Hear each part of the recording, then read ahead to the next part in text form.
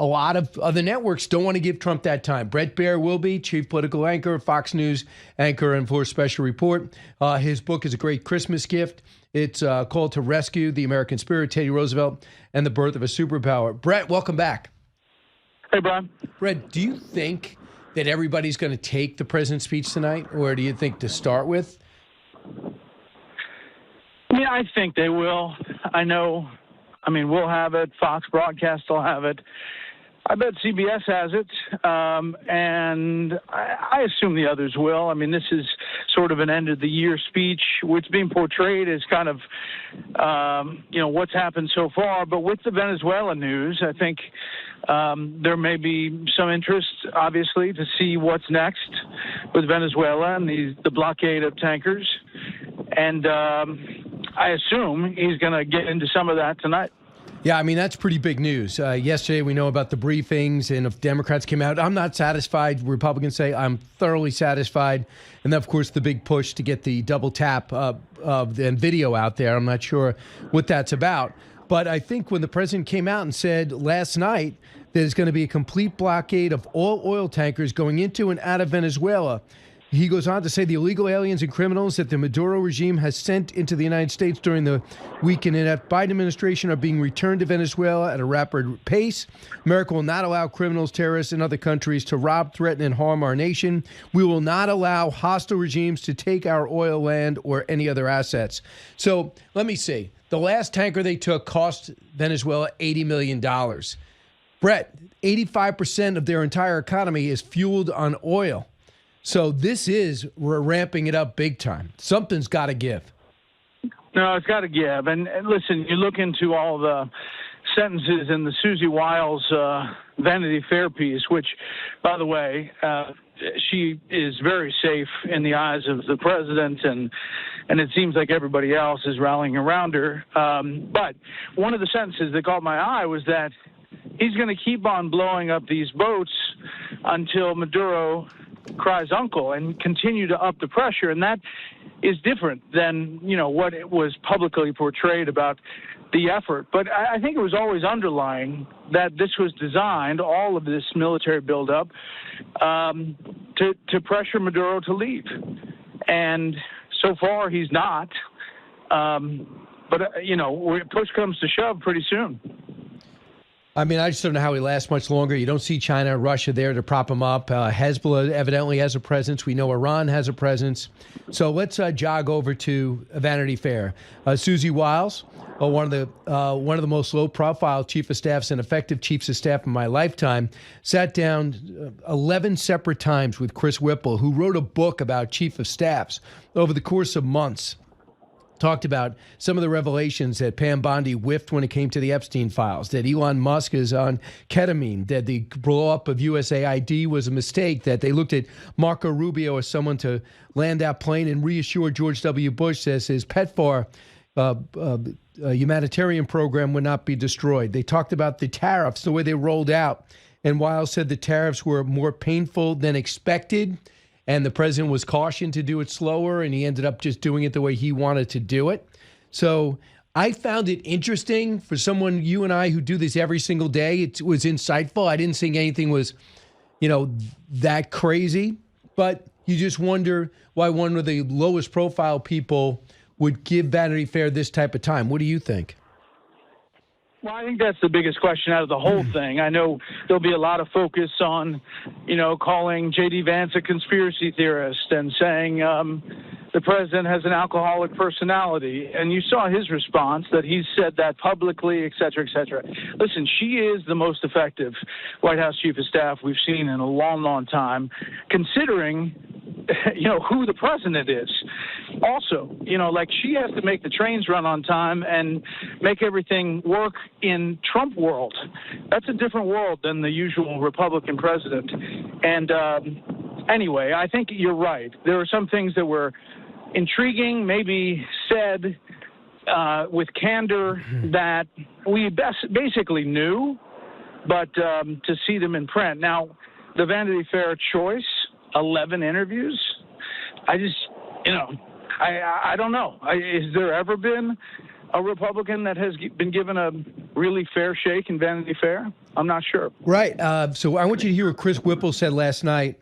I know he was on CNN. I guess he was on MS Now. We have a soundbite on why Susie Wiles would do this. Give the interview. Cut 25. I've been reading all of the speculation about why did she do it? Why would she talk to this guy?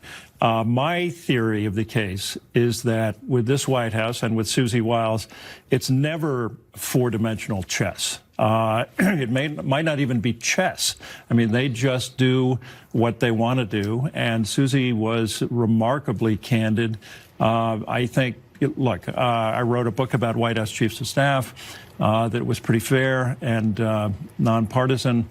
And she worked in the Reagan White House under Jim Baker, one of the major characters in my book. I think, look, my own theory, I can only tell you what she said, which is that she felt that Trump in his first term was vilified by the press, never got a fair shake. And I think she thought I would give her a fair hearing. And I guess if you read some of the quotes, she feels like she didn't. They took a lot of these quotes out of context. I don't know. Did you have a chance to read it? First of all, yeah, I read the whole thing. First of all, I think more power to him. The fact that he got these series of interviews, the fact that she trusted him. Sure. You know, that's a reporter that's digging it out.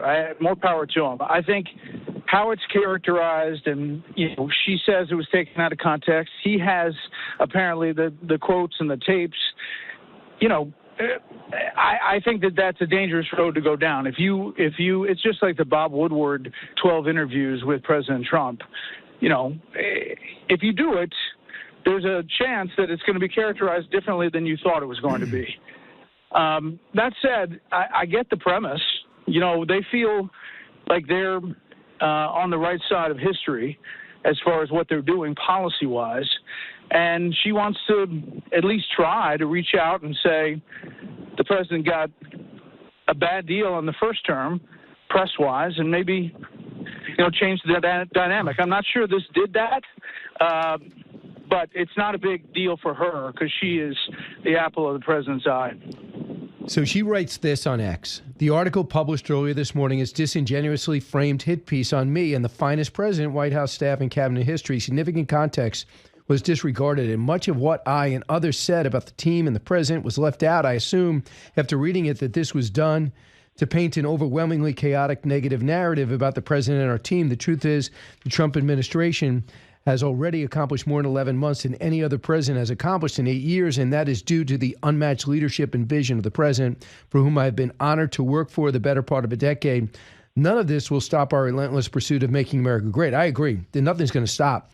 Evidently, Pam Bondi, she just came out. One of the things that stand out, they completely whiffed on the Epstein files. She said we underestimated the potency of the Epstein scandal. And one thing that maybe I've discussed with you, I think I have, this whole emerging, the podcast section of the Trump supporters who seem to have a problem with a lot of what he does, that he's focused on overseas. They didn't like the bombing in Iran. They don't like what's happening in Venezuela. They don't like the lack of candor they think on the Epstein files. They don't trust the Charlie Kirk investigation or any investigation. They don't trust this FBI. That, she says, that makes up only 5% of the Trump sphere, and they're relatively new to the Trump world. Do you agree with that? Just from what you know about everything in Washington. Yeah, listen, I think that it may only make 5% of the numbers, but it does have influence. It does get eyeballs. And, it's one of the reasons he went on Joe Rogan before the election, is because they knew how powerful that was. So I think you have to take it with a grain of salt when it goes one way and you're deciding how to, make decisions on policy. But there are people that are upset about things. There are other people who are upset about the Rob Reiner, comments and the post and the comment. And there are people out there saying, hey, listen, put Venezuela and Reiner together and say, this was a horrible thing. I didn't like him as a person, but it shouldn't have happened. And stopping drugs from coming into our country could stop families from having these horrible things happen. There's a lot of angst out there about different things that the president says or does. But in the big sphere, they're going to do whatever they want to do. I hear you. And the other thing would be after the horrible off-year elections for the Republicans, she said, I think we got to get back to kitchen table issues and less Saudi Arabia. But that's interesting. You know, for you and I, we love that stuff to find out what's happening behind the scenes about their game plan. And maybe it wasn't communicated enough that almost all the overseas trips are related to us here, the money he brings back in the manufacturing he wants to return. So, and you know what? Yeah, I mean, listen, it's a little bit of playbook stuff. You know, it's a little bit of behind the scenes. Yeah. It's a little bit of the blueprint. And, yeah, we'd love that stuff. But in the big picture, we assume that that's the case anyway. I bet this speech tonight is going to be a lot about affordability and the economy and what they have planned for Q1, Q2, you know. So I think it'll follow that blueprint. So, Brett, have you named your panel yet, or don't want to blow it? Do you want people to be surprised when they get the call? I mean, are you available? No, you can't afford me. You keep on coming back with me, but the money just isn't right. Yeah, that's true. When you come to New York, I will be there for you. All right. I'll be there soon. All right. So, Brett, watch 6 o'clock tonight. Special report.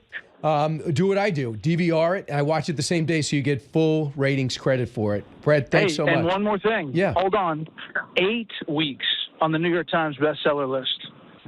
Wow. Congratulations. So the book is doing really well. And you know what's heartening, and you know this too, is that there are a lot of history fans out there, history buffs, and there's people that just are hungry for readable history like yours.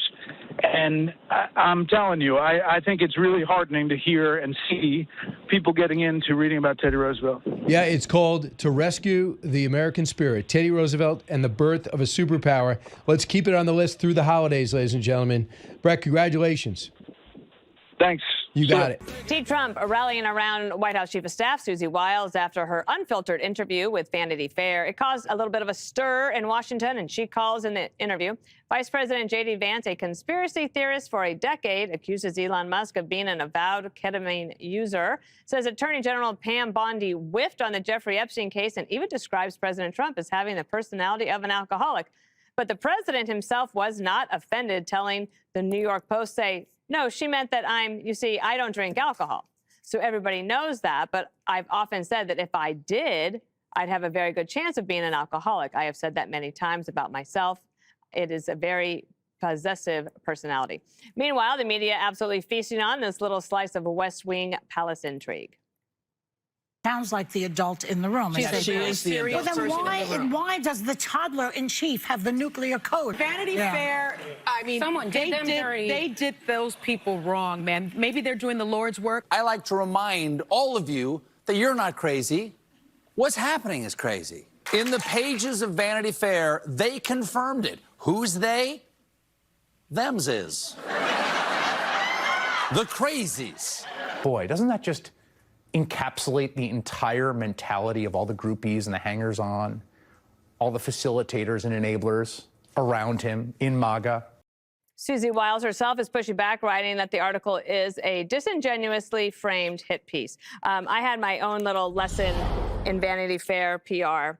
In 2006, I was convinced by a writer of Vanity Fair that Karl Rove had never been given a fair shake and that he was going to take a fresh look. And so I went to Dan Bartlett, the head of communications, and said, is it cool if I work on this? Because I really think I could really do a good job.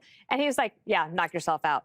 Well, we pulled out all the stops, everything possible for this reporter. And it was the meanest piece I've ever read in my life with the worst photograph. And I was under my desk in a fetal position, just like. You were standing. Learn your lesson. Exactly. If you are a Republican politician, you are not going to get the glossy treatment that some people might think they deserve, but you're never going to get it. You would have to do it yourself. Vanity Fair, the clue is in the name, Kaylee. Yeah, and that was 2006, you said. Mm-hmm. I don't know how long it's going to take for Republicans to learn the lesson. You cannot trust the media. You're not going to get the glossy cover. This reminded me so much of during my tenure when President Trump got on the phone and talked to Bob Woodward. Yeah. And I came into the job and my predecessor I don't know if she had any part in it. I don't know how it panned out. Maybe it was something Trump did behind the scenes, but regardless, he had talked in extended long format to Bob Woodward. and thinking he could shape the story. But you can't shape the story. Bob Woodward is going to do a left-leaning piece that maybe he wouldn't do on Joe Biden. Vanity Fair is going to do a left-leaning piece. You get 2 pages in, and they're already talking about critics making Hitler comparisons with Trump. But that leads me to say this. Susie Wiles is a very smart operator. And you learn a lot about someone and how they're doing in their job when they get knifed in the press. And this is essentially what's happened. You know, it's a wounded dog, essentially, right? And hyenas prowl when there's a wounded dog, but there were no hyenas here. Everyone stood up and defended Susie Wiles, from J.D. Vance to Marco Rubio to Don Jr., someone who's not even in the administration, who's very much seen as, like, you know, the king of MAGA world. There were no knifing in the press, like leaks out to people. When someone's wounded, that is when people go and attack on background to reporters. No one did that. It was silence. There's no hit pieces against Susie Wiles. She's very talented, which brings me to the point of why she spoke with Vanity Fair. I don't know the answer to that. I do know in the piece it says everyone knows when Susie Wiles weighs in, she is speaking for Donald Trump. So was there some strategy here to send a message to folks? I don't know. Maybe it started with a strategy that snowballed into something different. But Susie Wiles is very smart, very capable, and the reaction to this piece tells you all of that. If I were spinning this, Greg, I might have said, we said we would be the most transparent administration in history. I do love how everybody agreed with what Susie Wiles said. I think that was a tremendous thing on from the other side. But it's so funny to watch the media gobble up this narrative when the last time I checked the industry, it isn't really a shining example of stability or mental health. Do you know how many people in the media have had mental breakdowns? Did you just even see who Vanity Fair hired, this nutcase Olivia Nutsey? She's a predatory slunk monkey who's done more damage to people's careers, including her own. And then you have Colbert. This guy should be talking about crazies. The man did a dance with a syringe that may have cost people lives. So the question is, should you care about this? And the answer is no. Have you forgotten who these people are? They miss, the media that is, the biggest stories of the century, which cost us blood and treasure, which it was COVID, the shutdowns, obviously the Biden cover-up, illegals, climate, and they still think they matter. They don't. I don't need Vanity Fair to tell me what I already know, which is the Trump White House is a pirate ship full of badasses and brilliance. By comparison, the Vanity Fair writer is like a freelance human resources consultant who showed up to like do a few seminars, and they're like as shocked, blah blah blah. I liked like Wiles's comment on the alcoholic mind, and Trump said, "Oh yeah, she's right." He owned it. Yeah, because, I mean, to her dad, Pat Summerall, you know, she understands that alcoholics are like these intense personalities, and sober drunks are often the best people to have around you because the traits are so driven, but you don't have the usage. And the great thing is, Trump knows that. He knows, I can't drink because I have alcoholic tendencies. You couldn't ask for a better mindset. Yeah, he put a pin in everything. Yeah. It was like, we're not going to be obsessed with this. But they were also self-aware enough to know that when it came to the photograph, can't remember which one of them said, we're all going to get fired. Yeah, those weren't great photos. I've had a Vanity Fair writer following me around since October. No. Should I be worried? Yes. Really? No. I'm just kidding. Wait, is it Olivia Nutsey? I would never. Here's the thing, Dana. Women are intoxicated by Vanity Fair. So when Susie found out Vanity Fair wanted to roll in, it's like heroin. She had to do it. There was no saying no. And look what happens. It blew up. Now, this guy who wrote it, Whipple, worked for Trump before. He wrote a snazzy book the first time, was on the outs. Now he kind of came back in and they pitched himself as trustworthy. He writes about chiefs of staff. Now, did she say anything that bad? I didn't really hear it. I didn't hear it was that bad. It was gossipy, and that's what sells. It's gossipy. It's not on message. It's the truth. She's like, yeah, Elon might be on something. I wouldn't have pardoned everyone on January 6th. I liked it when she said, you know, Trump doesn't wake up every morning thinking about retribution, but when he sees an opportunity, he'll take it. That's refreshing. So it's all good. Listen, it's authentic. They were on defense for like a half a news cycle on it. We expected more from her. It's a mistake. And everybody rallied to her because they love her, because she's doing a fantastic job. And she'll probably be there for another 3 years. You just made me think, wouldn't it be refreshing to hear what Kamala Harris really thinks? Yes. Like, I mean, her staff has told us what they really think on the record, but what does she really think? Anyway, last word to you, Jessica, on anything. Well, I think the marketing of this is a hit job might work if it had been one interview, but she sat down with him 11 times. Yep. And there were recordings. So when people came out and said she didn't say that, he's like, let me just press play on this. And I do think that Susie Wiles, at least 99% of the time, by reputation, what I've seen so far, is in control of what she's doing and that she is telegraphing something. Yes, we read in the New York Times as well that Elon Musk uses ketamine. J.D. Vance, conspiracy theorist, fine. But like what she said about Pam Bondi and whiffing on the Epstein files, that's a very big deal for the administration. There's a big chunk of the base that feels seriously let down by the fact that they were promised Epstein files. They had, you know, influencers with binders, and then nothing, I guess, until Friday when they're allegedly going to come out.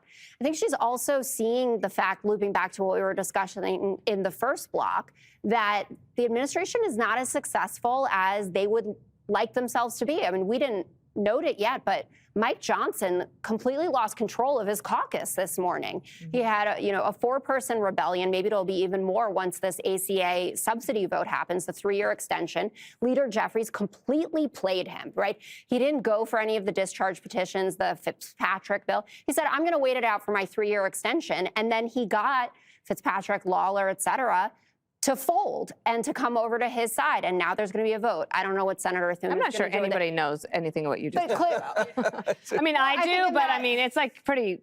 Well, here, I'll just make it clear. Leader Johnson is not in control of his caucus. Okay. Susie Wiles is telegraphing something about how well the administration is doing by going on the record Schumer's 11 in real times. Control of his. This is the thing. You guys won an election. You have to govern now. The governing is not working. That's what happened this morning with the House on the health care bill. There's still no solution. Go listen to Chip Roy. You never said that about Joe Biden. Solve your problems. I will say that I care. I loved what Susie Wiles said about her initial take on tariffs. All right, Susie Wiles firing back against Vanity Fair's unflattering profile of the White House that used quotes from the chief of staff. The interview included Wiles calling Vice President J.D. Vance a, quote, conspiracy theorist for a decade and saying President Trump has an alcoholic's personality. Wiles responding to the piece saying significant context was disregarded and much of what I and others said about the team and the president was left out of the story. I assume after reading it that this was done to paint an overwhelmingly chaotic and negative narrative about the president and our team. Joining us now to react is senior writer for the Washington Examiner and Fox News contributor Joe Concha. Joe, good morning to you. There was just an enormous amount of attention over this story yesterday because just about every single cabinet member who was mentioned in the story, and even those who were not, came to Susie Wiles' defense, and in the most full-throated way imaginable. It kind of reminded me, and stay with me, of at the end of It's a Wonderful Life when everybody rallied around George because they're like, this woman has done so much for us. It's time for us to give back to her. So what are your takeaways over this episode? That's a perfect analogy, especially during Christmas time, Carly, so good job you. Vanity Fair, look, is overwhelmingly anti-Trump. And the person who interviewed Susie Wiles here for Vanity Fair, his name is Chris Whipple. Now, let me give you his resume. Former MSNBC, NPR, and 60 Minutes contributor/producer. So Wiles' argument here is valid when you look at the body of work from those 3 so-called news organizations. And just read Whipple's book on the 2024 presidential campaign. It's a anti-Trump manifesto. So here is Susie Wiles' statement after the interview was published. Quote, the truth is the Trump White House has already accomplished more in 11 months than any other president has accomplished in 8 years, and that is due to the unmatched leadership and vision of President Trump, for whom I've been honored to work for the better part of the decade. So that's the thing here, right? Why would one of the most loyal people to President Trump before, during, and after the campaign into this second term suddenly throw people under the bus unless these quotes were taken out of context. It makes no sense. So I would say in the end, if you're going to do an interview, if you're Susie Wiles, you're J.D. Vance, Marco Rubio, or even President Trump, make sure that you have somebody there filming it the entire time, put out the whole thing in context, so this way this stuff doesn't ever happen again. That's a good point. 2 quick points. One, you just won the show with that Next Level, It's a Wonderful Life analogy. Thank you. There's literally nothing I can do to compete with that. Yeah, Let's get back to the news, though. Trump responding to Wiles's alcoholic claim in an interview with the New York Post. He writes the following. He says the following: I don't drink alcohol, so everybody knows that, but I've often said that if I did, I'd have a very good chance of being an alcoholic. I didn't read it, obviously referencing the Vanity Fair article, but I don't read Vanity Fair, but she's done a fantastic job. I think, from what I hear, the facts were wrong, and it was very misguided. Interviewer purposely misguided. So that's what your boss says. She should be in the clear. Yeah. Here's what the conspiracy theorist for a decade, J.D. Vance, had to say. Listen. Sometimes I am a conspiracy theorist, but I only believe in the conspiracy theories that are true. And Susie Wiles, we have our disagreements. We agree on much more than we disagree, but I've never seen her be disloyal to the President of the United States, and that makes her the best White House Chief of Staff that I think the President could ask for. If any of us have learned a lesson from that Vanity Fair article, I hope that the lesson is we should be giving fewer interviews to mainstream media outlets. I don't think you could get a more full-throated defense of Susie Wiles than what you heard right there. But what he said at the end is what I want to focus on. To the VP's point, why do they do these interviews in the first place when you know the background of a guy like Whipple? You know this is what ultimately is going to happen. So why? Why do they take the risk? The juice doesn't seem to be worth the squeeze here, Joe.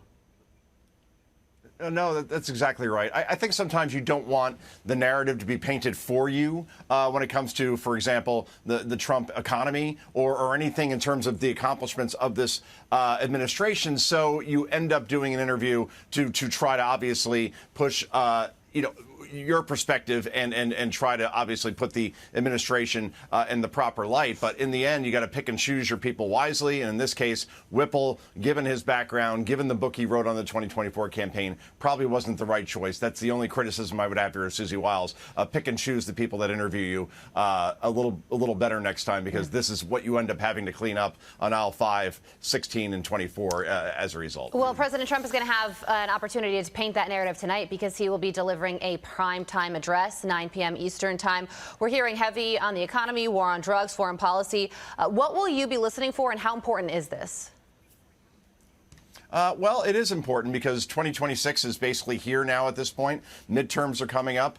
If you end up losing the House, then you have House Speaker Hakeem Jeffries, and then you're in impeachment for perpetuity. So, yeah, you have to start going on the offense. The bottom line is, Carly, Todd, that gas prices are under $3 on average throughout the country, in some places below $2 for the first time average nationwide for over 4 years. Inflation, when you compare it to the Biden years, is relatively tame. The stock market's at all-time highs. GDP is up. Trump tax cuts will now be permanent thanks to the big, beautiful bill. No tax on tips is coming in 2026. The border is secure. There's a peace deal in Gaza. Iran's nuclear facilities, their capabilities have now been destroyed. It seems that Republicans have a lot to run on in terms of their record. So if they want to not lose the House, you have to go on the offensive and stop being painted as the party that can't make things affordable and not run the economy well. You have to say, that's the Biden years. This is the Trump years. What do you think? Who do you love? Joe Concha, we love you, and thank you for your time this morning. Thanks, Appreciate Joe. it, sir. Well, the Fox News at Night Common Sense Department is baffled by the legacy media getting offended when President Trump criticizes them, accusing him of attacking a free press. Common Sense thinks the free press might want to pay respect to get respect.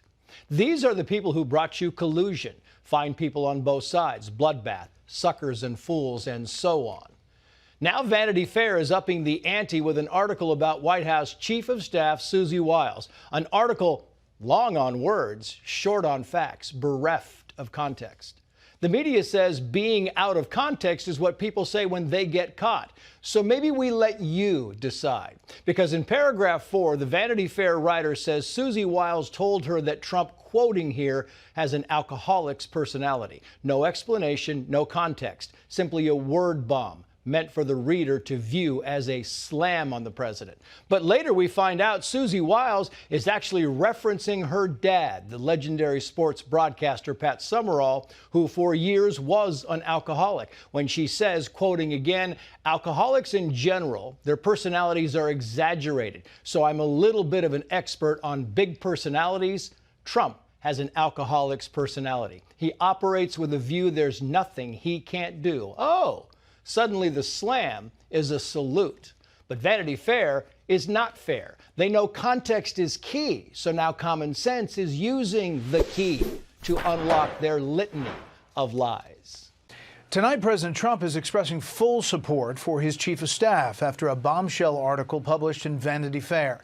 Susie Wiles says the president has what she calls an alcoholic's personality and comments that the president's attorney general whiffed on the handling of the Epstein files. The president's press secretary calls it disingenuous reporting and out of context. Senior White House correspondent Jackie Heinrich is on the North Lawn tonight with this story. Good evening, Jackie. Good evening, Brett. The challenge for the White House is many of Susie Wiles' reported comments undercut the administration's official position on issues from Venezuela to Epstein to political retribution. And although officials today pushed back on the framing, they have not produced any specific counterpoints showing that the writers got it wrong. If any of us have learned a lesson from that Vanity Fair article, I hope that the lesson is we should be giving fewer interviews to mainstream media outlets. President Trump's inner circle defending his chief of staff, Susie Wiles, after a series of interviews produced what she called a disingenuously framed hit piece, saying in a statement on X, "I assume after reading it that this was done to paint an overwhelmingly chaotic and negative narrative about the president and our team." Many people in this building spoke with that reporter, and those comments were never included in the story, probably because it didn't push this false narrative of chaos and confusion that the reporter was clearly trying to push. The article includes Wiles speaking candidly about the administration's mistakes, like Elon Musk chaotically gutting U.S. aid, suggesting a link between his alleged use of the drug ketamine. Wiles also said Pam Bondi, quote, completely whiffed in her early handling of the Epstein files and appeared to contradict the president's claims that he has never been on Epstein's plane. On Venezuela, Wiles' reported comments also undercut the administration's stated motive, interdicting drugs, saying Trump, quote, wants to keep on blowing boats up until Maduro cries uncle. Cabinet members who Wiles appeared to be slighting in the piece coming to her defense. Bondi posting, "We are family. We are united." Vice President J.D. Vance, who Wiles reportedly described as a conspiracy theorist, also downplaying alarm. Sometimes I am a conspiracy theorist, but I only believe in the conspiracy theories that are true. President Trump told the New York Post he agrees with Wiles' statement that he has an alcoholic's personality, saying, "I've said that many times about myself. I'm fortunate I'm not a drinker." But the interviews briefly derailed the administration's plans to focus exclusively on economic messaging. Unfortunately, I have to ask a bit of an off-topic question from affordability because news events do intervene. And Susie Wiles, we have our disagreements. We agree on much more than we disagree, but I've never seen her be disloyal to the President of the United States. One piece of news that was buried in the article's drama came from Secretary of State Marco Rubio. He said if Vice President Vance decides to run in 2028, he will be the Republican nominee, and Rubio will be his supporter. Brett. Jackie, today the president further restricted entry of foreign nationals into the U.S. What do we know about that?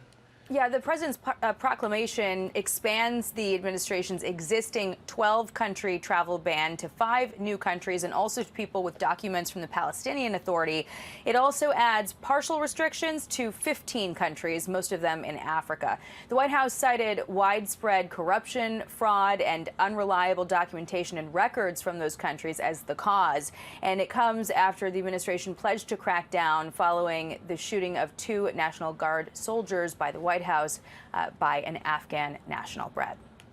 Jackie Heinrich, live on the North Lawn. Jackie, thanks. Let's bring in the White House Press Secretary Caroline Leavitt. Want to ask you more about the president hosting the Hanukkah celebration tonight, ISIS, and what happened in Australia and all of that. But first of all, You let us know that there's going to be a big address to the nation tomorrow night at 9. So do tell, what's it all about? We greatly look forward to President Trump addressing the nation tomorrow night, 9 o'clock Eastern. I hope your audience will tune in, and Americans across the country will tune in to hear from their president as well about the historic accomplishments that he has garnered for our country over the past year. If you look at the security of our border, if you look at stopping Joe Biden's inflation right in its tracks, bringing down gas prices to the lowest level in 5 years, President Trump will be talking about what's to come. The best is truly yet to come, as he often says. And so he'll be addressing the country about all of his historic accomplishments over the past year, and maybe teasing some policy that will be coming in the new year as well as we head into this Christmas season. Quite the tease. All right, 9 p.m. Eastern time tomorrow night. Caroline will be watching for that. Welcome back to America Reports. This is President Trump when asked specifically about the ongoing growing threat that is coming from ISIS. Listen. Do you still have confidence in the Syrian president? I do. I mean, this had nothing to do with him. This is a part of Syria that they really don't have much control over. And it was a surprise. He feels very badly about it. He's working on it. He's a strong man. And no, this had nothing to do with the Syrian government. This had to do with ISIS. What will the U.S. response be? As a response, they'll be hit hard. They'll be hit hard. He is vowing very serious retaliation as a response. What can you tell us we could be seeing from the president as far as action? Well, I won't get ahead of the president and our commander-in-chief on any actions that he may take with respect to ISIS in the Middle East in this second term. We know in President Trump's first term, he completely destroyed and demolished the ISIS caliphate. He took out some of their key top members and leaders. And because of President Trump's policies in Syria and beyond, the Middle East is growing to be a safer place every day. If you look at how President Trump has embraced the Syrian president, removed sanctions from that country, and what happened, this absolute tragedy that took place of our soldiers who were killed, that was largely because of the dereliction of duty from the last administration, and it reinforces President Trump's policy in this country now, embracing a leader who he as well is committed to eradicating ISIS. He signed onto a document right here at the White House at the behest of President Trump to join the United States in fighting ISIS in his country. So that mission will continue, and tomorrow, unfortunately, and very sadly, President Trump will be heading to Dover Air Force Base to meet with the families of the fallen and to receive their bodies here at home. Yeah. The dignified transfer of remains. It's a very solemn ceremony. Clearly, though, ISIS remains a threat in many parts of the world, and the ideology that it spreads, as we saw in Australia, is still a danger. I wanted to ask you about the economy. J.D. Vance had the economic speech today. Delayed jobs data came out and it showed that 64,000 jobs were created during the month of November. But what that means really kind of depended on which headline you read. I put together a smattering of them. The New York Times, U.S. unemployment rate rose in November, a warning sign for the economy. Reuters, U.S. job growth beats expectations in November. NPR, the U.S. just added just 64,000 jobs in November, a sign the labor market is slowing. Reuters, futures turn positive after jobs data. I mean, you look at all those headlines, you don't know which way to turn here. So how do you read it?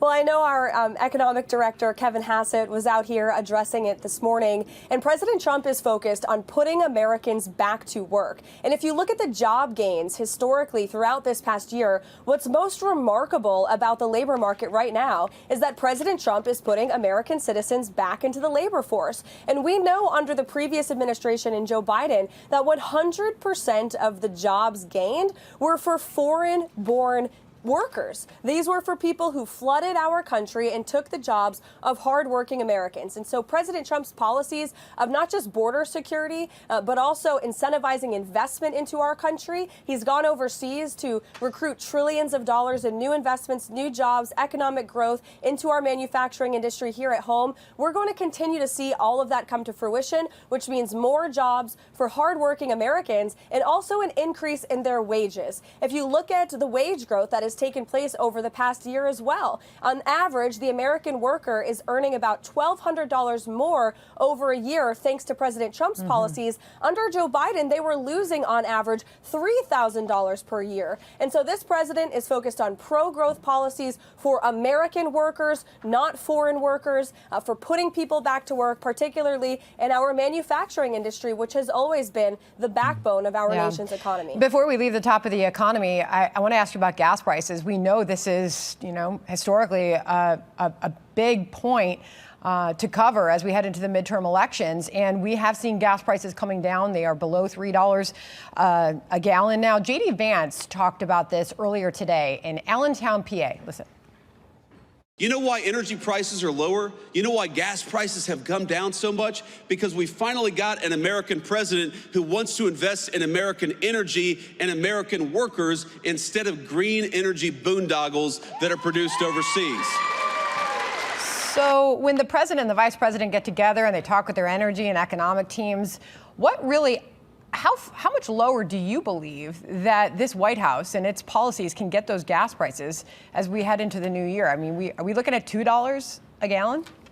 Well, that's what we're already seeing, Sandra, in many states across the country. In fact, in places like Colorado, where there's an abundance of natural gas that President Trump and this administration are finally tapping into, you see that gasoline is below $2 a gallon, which is a remarkable feat in just 10 months. If you look at what Joe Biden did to gas prices, in many states across the country, it was upwards and more than $5 a gallon. So the national average is the lowest it's been in 5 years, and we do expect that number to continue to decline as President Trump's energy policies continue to kick in. And he made up the slogan, drill, baby, drill. And that's what our Secretary of Energy, Chris Wright, has been focused on since day one. God blessed our country with amazing resources right under our feet. And as the vice president was saying, President Trump believes in tapping into those resources, not just to drive down energy costs and inflation, but also for our national security. The previous administration's energy policy made no sense. We were begging foreign nations around the world to produce this most critical resource for us, while inflation was jacked up to a record high 9%. Not under President Trump. We're already seeing the effects of his America First energy policy, and Americans will continue to see that in the months and the years to come. I wanted to ask you, Caroline, about the two-part series of articles in Vanity Fair on Susie Wiles, the chief of staff, and the president's inner circle. I mean, clearly there was a lot of cooperation between the White House and Vanity Fair on this, because there's numerous interviews that Susie Wiles had with the writer over the course of pretty much a year. Portraits were taken of his inner circle, including her, J.D. Vance, Stephen Miller. I mean, it looks like the White House was working hand in glove with Vanity Fair, and yet here's Susie Wiles' reaction to the series of articles. Quote, "The article published early this morning is a disingenuously framed hit piece on me and the finest president, White House staff, and cabinet in history. Significant context was disregarded, and much of what I and others said about the team and the president was left out of the story. I assume after reading it that this was done to paint an overwhelmingly chaotic and negative narrative about the president and our team." She goes on after that. You can read the full thing on X, but what happened? What went wrong? Well, look, I would just echo my boss, Susie Wiles, who is the best chief of staff in our nation's history, working for the greatest president in our nation's history, and that this was, unfortunately, another attempt at fake news by a reporter who was acting disingenuously and really did take the chief's words out of context. But I think most importantly, the bias of omission was ever present throughout this story. The reporter omitted all of the positive things that Susie and our team said about the president and the inner workings of the White House. And as Susie said today, it's deeply unfortunate that happened, but it won't distract us from making America great again. And President Trump has been such a productive president and has accomplished more in 11 months than most presidents do in 8 years because of his vision and his tenacity, which is executed on and facilitated by our great White House chief of staff, Susie Wiles, whom I'm very proud to call a boss and a mentor and a friend. Yeah, his inner circle, the president's inner circle, family coming to her defense. Don Jr. just posting Susie Wiles, by far the most effective and trustworthy chief of staff that my father has ever had. We appreciate you joining us for this very private White House briefing. Caroline, we appreciate your time. Thanks, guys. All right. We always love the private briefing. Thanks. Come back again soon. Okay. Meantime, President Trump is set to address the nation tonight at 9 p.m. Eastern. It will be a formal speech, quite different from his frequent engagement with reporters. He's expected to touch on economic and other successes. He may also announce some new policies expected for the new year. The White House Press Secretary Caroline with a preview. He's going to talk a lot about the accomplishments over the past 11 months, all that he's done to bring our country back to greatness, and all he continues to plan to do to continue delivering for the American people over the next 3 years. Some of those accomplishments include closing our southern border, several economic wins that put more in Americans' wallets, and peace efforts brokering an end to several foreign conflicts. Senior national correspondent Rich Edson is at the White House with more on all of that. Hey, Rich. Good morning, Julie. President Trump scheduled to speak tonight from the diplomatic reception room here at the White House. He previewed his speech saying, quote, "It has been a great year for our country and the best is yet to come." It's a Sinatra classic, likely the theme of the speech tonight. The White House says the president will highlight his accomplishments over the past year and perhaps tease some policies coming in the new year. Republicans face headwinds in 2026, polls showing serious concerns about the economy and inflation. With that, Vice President J.D. Vance sold the Trump tax cuts in Pennsylvania yesterday and ripped the last administration. That difference could not be starker. When Joe Biden was president for 4 years, he took $3,000 out of your pocket. And in just 10 months of the president's leadership, we have put $1,000 back in your pocket. Even more high-profile events this week. The president's scheduled to travel Friday to North Carolina, which has what looks like a competitive Senate race next year. In foreign policy, the president is escalating the U.S. campaign against the Maduro regime in Venezuela, ordering a complete blockade of all sanctioned oil tankers going in and out of Venezuela. Last week, the U.S. seized an oil tanker off the coast. The administration has also sanctioned 3 of Maduro's nephews and struck boats off Venezuela's coast, citing drug trafficking. Venezuela's government says the U.S. is violating international law. Back here at the White House, the president is scheduled to leave soon for Dover Air Base. That's where he will attend the dignified transfer of the 2 U.S. service members killed in Syria over the weekend. Back to you. Rich Edson, thank you so much. And you can catch the president's primetime address to the nation right here on the Fox News channel. We will preview it and bring you the address to you and then offer a full breakdown and analysis. As always, coverage begins 9 p.m. Eastern. Hey, everyone. I'm Emily Campagno. Catch me and my co-hosts Harris Faulkner and Kaylee McEnany on Outnumbered every weekday at 12 p.m. Eastern, or set your DVR. Also, don't forget to subscribe to the Fox News YouTube page for daily highlights.